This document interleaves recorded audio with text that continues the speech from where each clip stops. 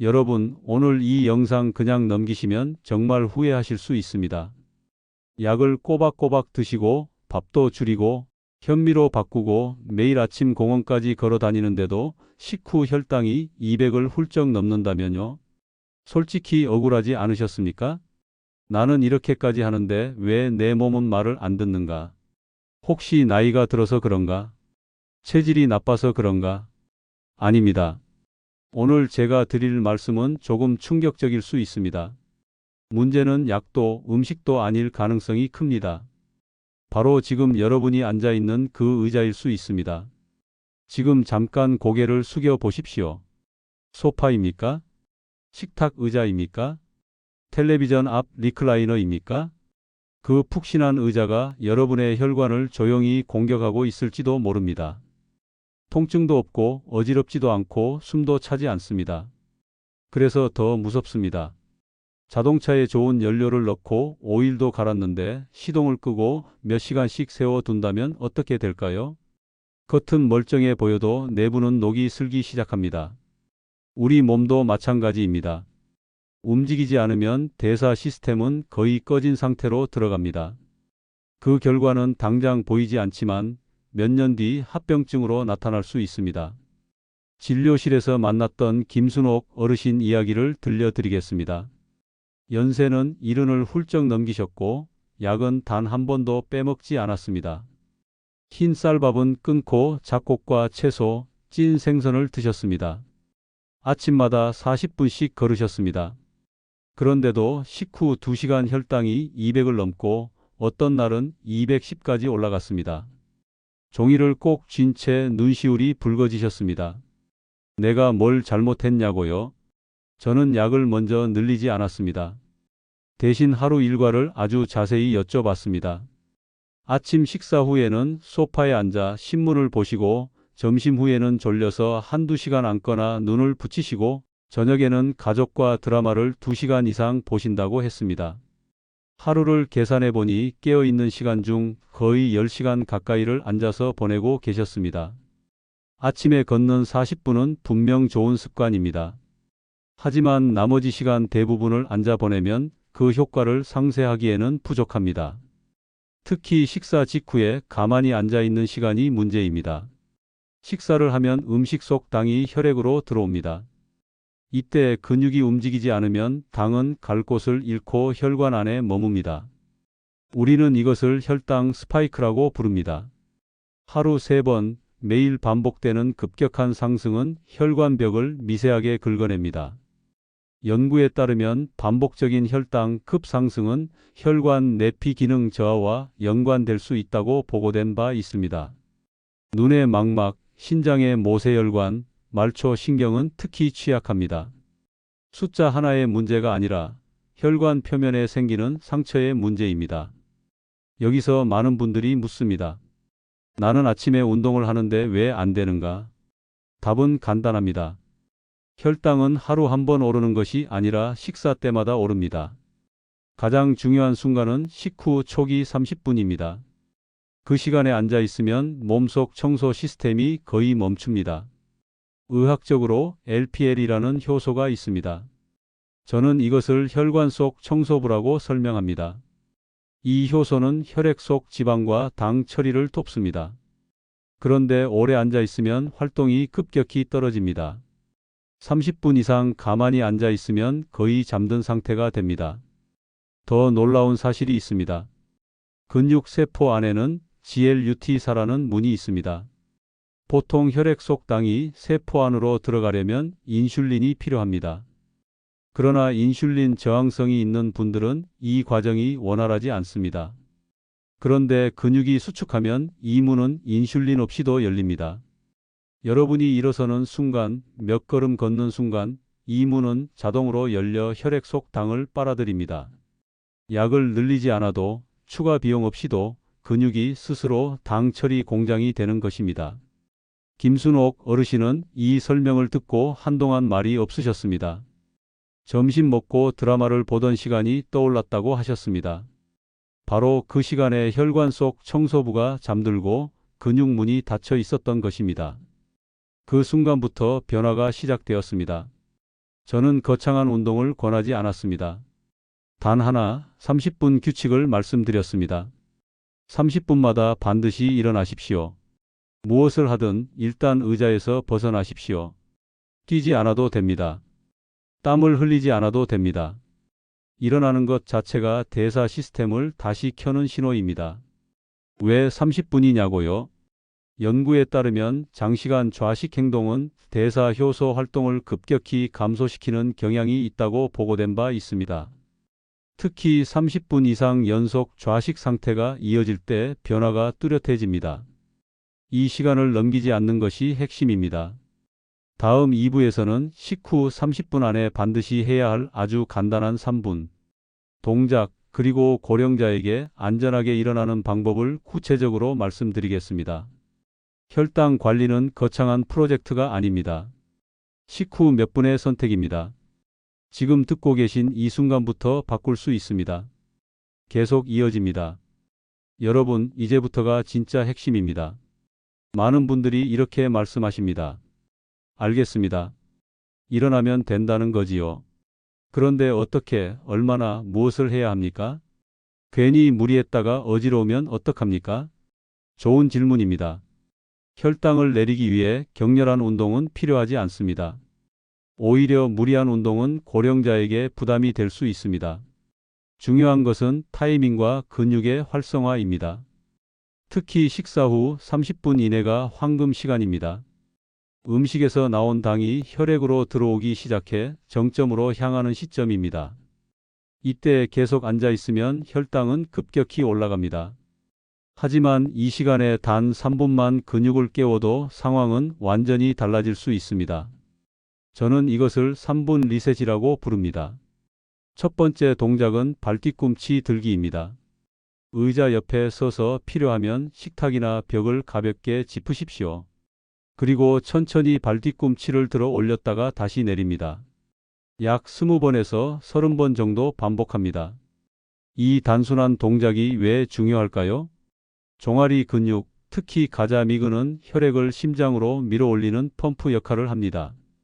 의학계에서는 이를 제2의 심장이라고 설명하기도 합니다. 이 근육이 움직이면 혈액순환이 촉진되고 포도당이 연료로 사용되기 시작합니다. 과잉 상태였던 혈당이 근육 안으로 흡수되기 시작하는 순간입니다. 두 번째 동작은 팔을 들어 깊게 호흡하는 것입니다. 두 팔을 머리 위로 천천히 올리면서 코로 깊게 숨을 들이마시고 입으로 길게 내쉽니다. 이 과정을 5번에서 10번 반복하십시오. 왜 호흡이 중요할까요? 당을 태우는 과정에는 산소가 필요합니다. 연구에 따르면 깊은 복식 호흡은 교감신경 흥분을 낮추고 대사 효율을 높이는 데 도움을 줄 수 있다고 보고된 바 있습니다. 같은 움직임이라도 깊은 호흡을 함께하면 혈당 안정에 더 유리합니다. 세 번째 동작은 제자리 걷기입니다. 무릎을 살짝 들어 올리며 천천히 제자리에서 걷습니다. 약 30초에서 1분 정도면 충분합니다. 허벅지와 엉덩이 근육은 우리 몸에서 가장 큰 공장입니다. 이 공장이 가동되면 혈액 속 당을 빠르게 소비합니다. 이 세 가지를 이어서 해도 총 3분이면 충분합니다. 여기서 반드시 강조하고 싶은 안전 원칙이 있습니다. 절대 갑자기 벌떡 일어나지 마십시오. 오래 앉아 있으면 혈액이 다리 쪽으로 쏠려 있습니다. 갑자기 일어서면 어지럼증이 생길 수 있습니다. 저는 이를 333 원칙이라고 설명합니다. 첫 3초는 앉은 채로 발목과 손목을 가볍게 움직입니다. 다음 3초는 의자를 짚고 천천히 일어나 그 자리에 서서 균형을 잡습니다. 마지막 3초는 아주 천천히 첫 걸음을 내딛습니다. 이 원칙만 지켜도 낙상 위험을 크게 줄일 수 있습니다. 김순옥 어르신도 처음에는 걱정이 많았습니다. 예전에 급히 일어나다가 어지러웠던 경험이 있었기 때문입니다. 하지만 천천히 일어나는 습관을 들이자 어지럼은 사라졌습니다. 몇 주 뒤 가장 먼저 느낀 변화는 숫자가 아니라 몸의 느낌이었습니다. 식후에 늘 무겁고 졸리던 몸이 한결 가벼워졌고 머리가 맑아졌다고 말씀하셨습니다. 많은 분들이 묻습니다. 나는 아침에 40분 걷는데도 해야 합니까? 네, 그렇습니다. 아침 운동은 좋습니다. 그러나 혈당은 식사 때마다 오릅니다. 하루 한 번 운동으로 3번의 혈당 상승을 모두 막을 수는 없습니다. 중요한 것은 하루 전체의 흐름입니다. 30분 이상 연속으로 앉아 있지 않는 구조를 만드는 것입니다. 이제 3부에서는 하루 일과 속에 이 습관을 자연스럽게 녹이는 방법, 낮잠과 수면이 혈당에 미치는 영향, 그리고 공복 혈당이 높은 이유까지 더 깊이 말씀드리겠습니다. 혈당 관리는 약의 문제가 아니라 리듬의 문제입니다. 여러분의 의자에서 시작됩니다. 계속 이어집니다. 여러분, 혈당은 한 끼의 문제가 아닙니다. 하루의 흐름입니다. 식후에만 잠깐 움직이면 끝나는 일이 아니라 아침부터 밤까지 이어지는 리듬의 결과입니다. 김순옥 어르신이 변화를 만든 진짜 이유는 3분 운동 때문만이 아니라 하루를 다시 설계했기 때문입니다. 먼저 아침입니다. 많은 분들이 공복 혈당이 높게 나오는 날을 경험합니다. 전날 저녁을 적게 먹었는데도 숫자가 높습니다. 이것은 내가 몰래 뭔가를 먹어서가 아닙니다. 수면과 스트레스가 관여합니다.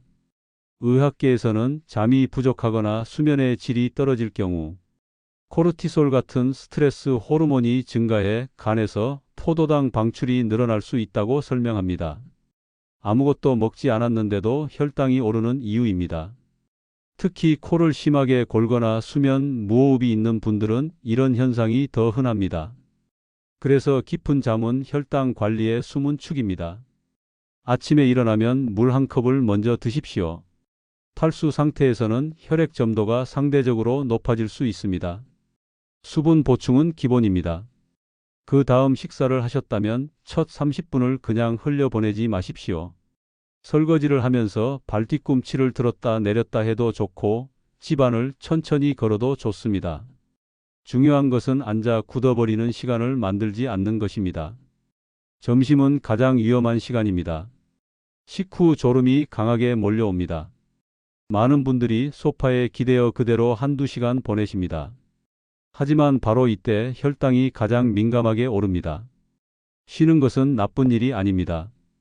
다만 순서를 바꾸십시오. 식후 3분 움직임을 먼저 하고 그 다음 짧게 쉬십시오.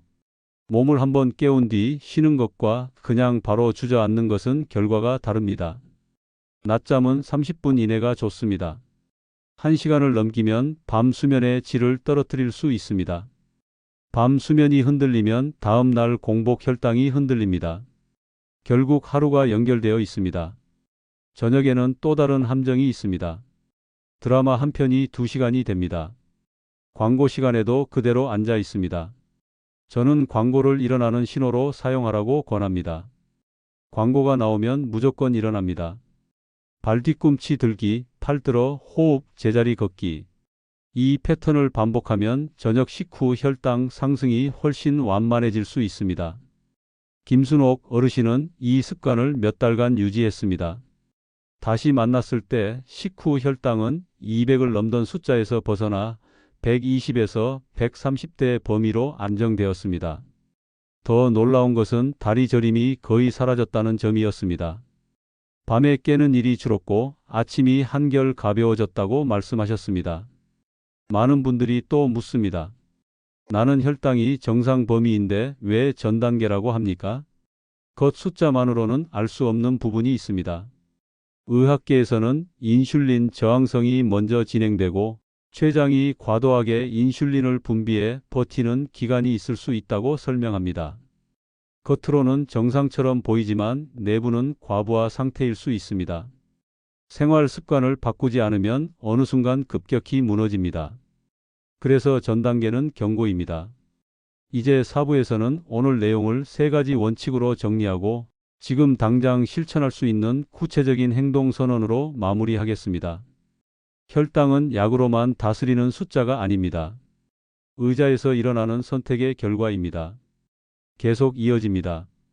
여러분, 이제 마지막입니다. 오늘 이야기를 한 문장으로 정리하겠습니다.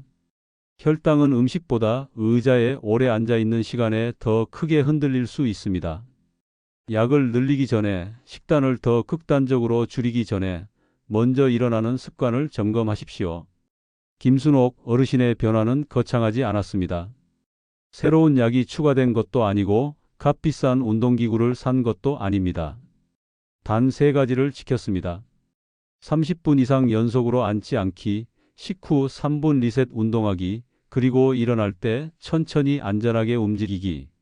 이 단순한 구조가 몇 달 뒤 혈당 곡선을 바꾸었습니다. 여러분은 이미 알고 계셨습니다. 많이 먹으면 오른다는 것, 운동이 좋다는 것. 하지만 가장 중요한 순간을 놓치고 있었을 가능성이 큽니다. 바로 식후 첫 30분입니다. 이 시간은 혈당이 가장 가파르게 오르는 구간입니다. 이때 소파에 앉아 있으면 혈관은 그대로 공격을 받습니다. 하지만 이때 일어나 근육을 깨우면 상황은 달라집니다. 근육이 당을 빨아들이는 공장으로 변합니다. 인슐린이 충분히 작동하지 않아도 근육 수축은 스스로 문을 엽니다.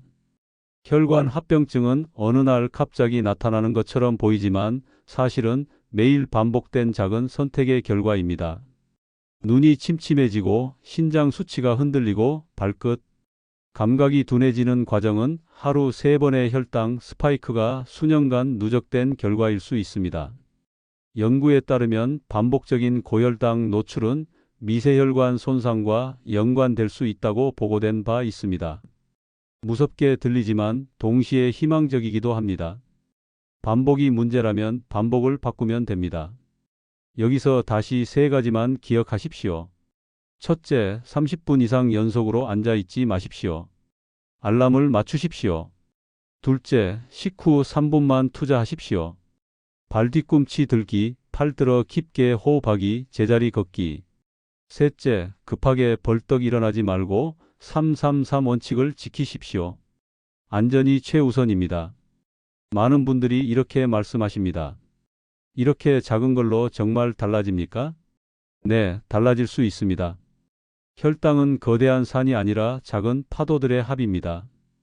파도를 낮추면 바다는 잔잔해집니다. 지금 이 영상을 듣고 계신 여러분께 부탁드립니다. 오늘 점심부터 한번 해보십시오. 식사 후 바로 소파에 가지 마십시오. 3분만 움직이십시오. 그리고 댓글에 이렇게 남겨주십시오. 나는 오늘부터 30분 규칙을 시작합니다. 그 한 줄이 여러분 자신의 건강선언입니다. 구독과 알림 설정을 통해 계속 함께해 주십시오. 저는 약을 대신하는 사람이 아닙니다. 여러분이 스스로 몸을 지키는 방법을 이해하도록 돕는 사람입니다. 혈당은 통제 불가능한 운명이 아닙니다. 의자에서 일어나는 선택의 결과입니다. 오늘도 여러분의 혈관은 선택을 기다리고 있습니다. 지금 일어나십시오. 그리고 몸을 다시 켜십시오. 지금까지 김어른의 생활설명서였습니다. 여러분의 건강한 내일을 진심으로 응원합니다.